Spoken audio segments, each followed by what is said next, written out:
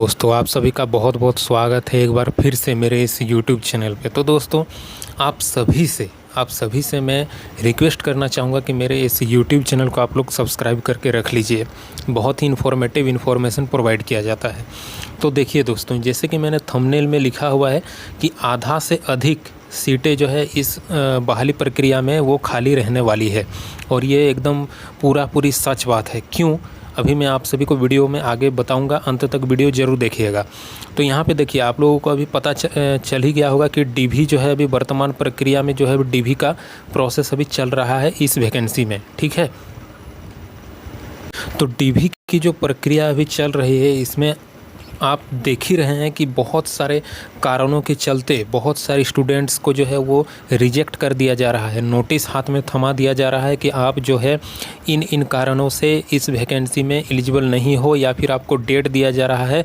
Specially जो है आपको यहाँ पे जो है आपको डेट दिया जा रहा है कि इस डेट तक जो भी कारणों से आपको बहाली प्रक्रिया से निष्कासित किया गया है, आप उन सभी कारणों का जवाब दीजिए। अगर आप ऑथेंटिक जवाब नहीं दे पाते हैं ऑफिशियल कारणों के साथ, तो फिर आपको परमानेंटली इस भर्ती प्रक्रिया से जो है वो रिजेक्ट कर दिया जाएगा। तो अभी उन्हीं सभी मुद्दों पे बात करेंगे कि कौन कौन से कारणों के चलते जो है कैंडिडेट्स को रिजेक्ट किया जा रहा है, और रिजेक्ट करने के बाद आपका जितने सीट्स वैकेंट रह रही है उस पर क्या होगा। क्या उस पर सीटेड कैंडिडेट्स को अलाउ किया जाएगा? अगर उस पर सीटेड कैंडिडेट्स कुछ अगर अपना प्रयास करें तो क्या उनको जो है लाभ मिल पाएगा? उसी के बारे में इस वीडियो में अंत तक हम लोग चर्चा करेंगे। तो देखिए, सबसे जो पहला यहाँ पे जो मुद्दा है, सबसे जो पहला मुद्दा है वो है 2 ईयर बीएड। जो सबसे बड़ा जो है मुद्दा है यहाँ पे 2 ईयर बीएड को यहाँ पे जो है आपका इनएलिजिबल घोषित कर दिया गया है। क्यों?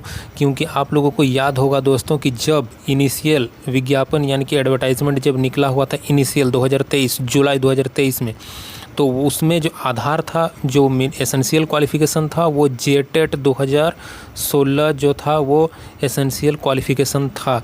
और 2016 में आप लोगों को याद होगा कि 2016 में आपका 2 ईयर बीएड जो है वो वैलिड नहीं था, ठीक है। 2 ईयर बीएड जो है उस टाइम पे वैलिड नहीं था। पहला सेशन जो 2 ईयर बीएड का था वो था आपका 2015 से लेकर के 2017 के बीच में जो है पहला सेशन था। यानी कि 2017 में 2 ईयर बीएड कंप्लीट हुआ है, जबकि 2016 में जो है आपका परीक्षा का आयोजन हो चुका था इसका जेटेट 2016 का, और रिजल्ट निकला था आपका अराउंड मार्च 2017 में जो है वो आपका रिजल्ट निकला था 2016 में। तो फिर 2 ईयर बीएड जो है 2016 में आपका कैसे अलाउ होगा, ये सबसे बड़ा जो है प्रश्न चिन्ह है। तो इसीलिए जो है आपका 2 ईयर बीएड को यहाँ पे शामिल नहीं किया जा रहा है। ये सबसे बड़ा कारण है इस वैकेंसी में 2 ईयर बीएड को रिजेक्ट करना। उसके बाद यहाँ पे देखिए, जो कि 3000 कैंडिडेट इस वैकेंसी प्रक्रिया में शामिल अभी पता नहीं उनका जारी होगा कि नहीं होगा। मुझे लगता है कि डीवी में उन लोगों को बुलाया जाएगा जो कि हाईकोर्ट के ऑर्डर के द्वारा यहाँ पे शामिल हुए थे 1 to 5 में। आप लोगों को याद होगा कि 1 to 5 में बीएड जो है वो एलिजिबल नहीं है according to the order of the supreme court, लेकिन हाई कोर्ट ने जो है इन सभी बीएड कैंडिडेट्स को इसीलिए यहाँ पे शामिल किया हुआ था क्योंकि ब्रिज कोर्स जो है, एक आपका याद होगा कि अगर बीएड जो कि ब्रिज कोर्स अगर वो किए हुए अगर करेंगे या फिर कंप्लीट करेंगे तो फिर उनको जो है 1 to 5 में शामिल किया जाएगा। लेकिन फिर भी जो है सुप्रीम कोर्ट के ऑर्डर में साफ साफ लिखा हुआ है कि 1 to 5 में बीएड अलाउ नहीं होगा। तो इसीलिए जो है अगर उनको डीवी में बुलाता भी है तो देखिए, अगर सुप्रीम कोर्ट के ऑर्डर को भी आप साइड में रख दीजिएगा तो फिर यहाँ पे ऑटोमेटिक वो बाहर हो जाएंगे। क्यों? क्योंकि यहाँ पे देखिए, यहाँ पे 2 ईयर बीएड को ही जो है आपका ख़त्म किया जा रहा है, ठीक है। और ये इतने अभी जितने भी 3000 कैंडिडेट जो अभी डीवी में शामिल होंगे उसमें अधिकतर जो है आपका 2 ईयर बीएड वाले होंगे, ठीक है। तो 2 ईयर बीएड तो वैसे ही शामिल नहीं हो पा रहे हैं, रिजेक्ट आपका नोटिस हाथ में थमा दिया जा रहा है, ठीक है। जो कि जेटेड कैंडिडेट होते हुए भी उन लोगों को रिजेक्ट कर दिया जा रहा है। तो यहाँ पे तो मैक्सिमम हमको लग रहा है कि सीटेड कैंडिडेट्स होंगे, ठीक है। तो एक तो आपका सीटेड यहाँ पे एलिजिबल नहीं है जिसके कारण ये ऑटोमेटिक ख़त्म। उसके बाद 2 ईयर बीएड उसके चलते ऑटोमेटिक ख़त्म। तो यहाँ पे 3000 वाला जो मामला है वो कोई मुद्दा है ही नहीं। 3000 मामला जो है वो ऑटोमेटिक जो है आपका यहाँ पे ख़त्म हो जाएगा। उसके बाद देखिए यहाँ पे और एक सबसे बड़ा मुद्दा जो है वो उभर करके सामने आ रहा है कि जेटेट, आपने जो 2016 में जो जेटेट किया था, 2016 में जो आपने यहाँ पे जेटेट किया हुआ था, वो फॉर एग्ज़ाम्पल आपने मैथ साइंस सेक्शन में आपने पास किया हुआ था, लेकिन आपने यहाँ पे जो सहायक आचार्य का जो एडवर्टाइजमेंट था उसमें आपने लैंग्वेज से अप्लाई कर दिया बाय मिस्टेक। अब ये मिस्टेक है कि पता नहीं जो भी कारणों से इसमें आप लोगों ने अप्लाई किया, तो आप भी जो है इसमें बाहर हो जाएंगे यहाँ पे, क्योंकि मॉडिफिकेशन लिंक जो है अब प्रोवाइड थोड़ी किया जाएगा। मॉडिफिकेशन लिंक आपका अप्लाई के टाइम पे किया जाता है और ये आपकी गलती है, ना कि आयोग की। तो इसमें भी जो है बहुत कोई को छांटा गया है, ठीक है।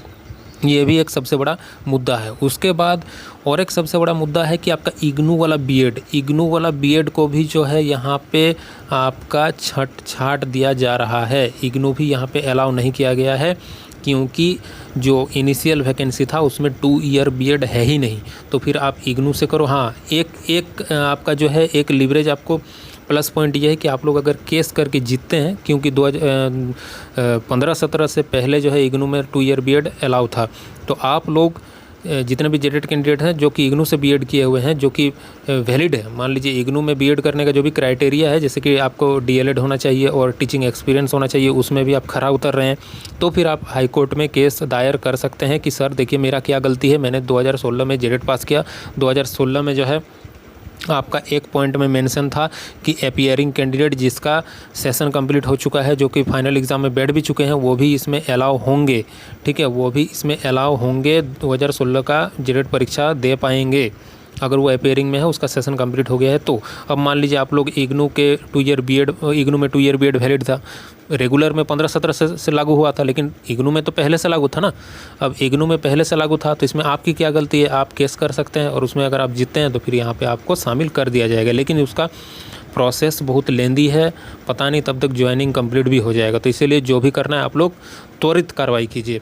तो इग्नू वाला को भी यहाँ पर जो है वो बाहर कर दिया जा रहा है।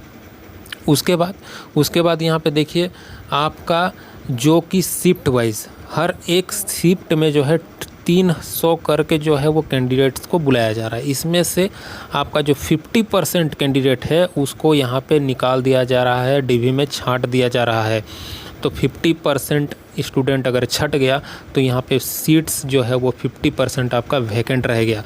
और ये 50% सीट्स में आप जितने भी सीटेड कैंडिडेट हैं वो इसमें आप लोग ज़रूर से ज़रूर प्रयास कीजिएगा, क्या पता लास्ट में कुछ आप लोगों के लिए यहाँ पे पॉजिटिव चीज़ हो जाए, ठीक है। तो यहाँ पे वैकेंट सीट के ऊपर में जो है आप लोग दावा कर सकते हैं कि माय लॉर्ड इसमें मेरी क्या गलती है, मैं 2016 के बाद इंतज़ार में था कि मेरे लिए जेटेट का आयोजन किया जाएगा, लेकिन चूँकि सरकार ने ये नहीं किया, ये सरकार का फॉल्ट है। और मान रहे हैं कि सुप्रीम कोर्ट का जजमेंट जो है ये है कि सीटेट जो है वो अलाउ नहीं है इस वैकेंसी में, लेकिन चूँकि यहाँ पे जेटेट कैंडिडेट है ही नहीं, यहाँ पे एलिजिबल कैंडिडेट जेटेट है ही नहीं, तो हम ऑलरेडी एग्ज़ाम दे चुके हैं, हम सीटेट कैंडिडेट हैं, तो हमें जो है रिमेनिंग सीट्स में यहाँ पे शामिल किया जाए। तो ये जो है आप लोग केस जो है फाइल कर सकते हैं, सुप्रीम कोर्ट में अलग से प्रयास कर सकते हैं। चांसेस बहुत कम है, लेकिन मेरे हिसाब से अगर थोड़ा बहुत भी आप लोगों का पक्ष में अगर पॉजिटिव हो जाए तो फिर आप लोगों को यहाँ पे लाभ मिल जाएगा। तो यहाँ पे जितने भी वैकेंट सीट हैं, और उसके बाद यहाँ पे और एक चीज़ है कि जितने जेटेट कैंडिडेट जो कि सिलेक्ट नहीं हुए, जेटेट कैंडिडेट जो कि यहाँ पे सेलेक्ट जो कि मेरिट में नहीं है, आप लोग भी जो है अपने जो कंसर्न है उसके आधार पर जो है केस फाइल करने के बाद यहाँ पे वैकेंट सीट में दावा कर सकते हैं कि चूँकि सीट्स वैकेंट है तो हम लोगों को यहाँ पे लिया जाए, शामिल किया जाए। तो उसके आधार पर आप जितने भी जेटेट कैंडिडेट हैं जिनका सिलेक्शन नहीं हुआ है, तो आप लोग भी यहाँ पे देख लीजिए कि आप लोगों को भी यहाँ पे अगर आप लोग वांछित योग्यता धारण करते हैं, ठीक है, तो आप लोग यहाँ पे आगे बढ़ सकते हैं। सीटेट कैंडिडेट जितने भी हैं आप लोगों को थोड़ा बहुत भी अगर चांसेस है तो आप लोगों को यहाँ पे नहीं छोड़ना चाहिए। ये अगर समय आप लोगों का अगर बीत जाता है तो फिर आप लोगों को आगे जो है बहुत लंबे समय तक, बहुत ही लंबे पीरियड तक जो है आप लोगों को इंतज़ार करना पड़ सकता है, और उतना दिन तक आप कॉम्पिटिटिव जो है तैयारी या फिर प्रिपरेशन जारी आगे नहीं कर पाइएगा, कंटिन्यू नहीं कर पाइएगा। तो यहाँ पे जितने भी सीट्स जो है 50% सीट्स जो है वो वैकेंट रहने वाली है। तो इस पर आप जितने भी कैंडिडेट्स जो कि सिलेक्शन नहीं हुआ है, चाहे वो सीटेट हो चाहे जेटेट हो, आप लोग यहाँ पे केस ज़रूर फाइल कीजिए। क्या पता आपको कुछ लाभ मिल जाए, क्या पता पिटिशनर वेस्ट कुछ आ जाए।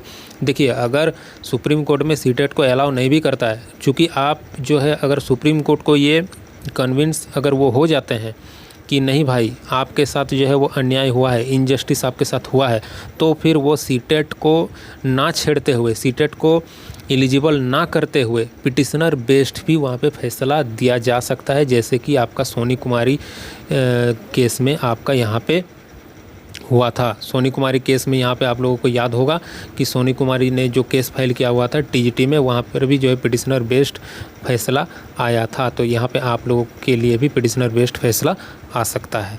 तो यही था आपका वीडियो, एक मोटिवेटेड वीडियो था। अब जितने भी कैंडिडेट्स जो कि सिलेक्शन नहीं हो पाए आप लोगों का, उनके लिए कि जी सीट्स जो है वो आपका 50% जो है वो खाली रह रहा है, आप लोग प्रयास जारी रखिए।